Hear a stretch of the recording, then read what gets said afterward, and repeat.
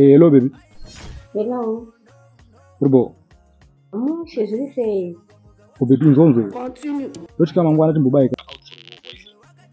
Nichakubosha mwari. It's pressure. That's right. So after you walk. Ndiwe tichimboenda out kufamba saka hapana zvinhu zvandasambodzokera kumba. Hapana zvakanyanya, hapana maintizini hapana. Tongoudza sui. Alright, tiri bhoro basa nomwana bhebho. Tiri bhoro. Bye.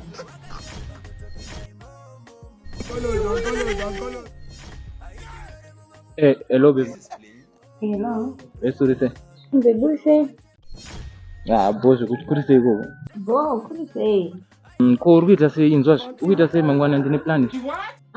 Mangwana ndikuti. Pane kapati kama kanitochimboita chimboyetro machu. Alright. Thanks baby. Then after machu. After party, as you remind me. Yeah. My intentions are sexual. I'm not your father. What?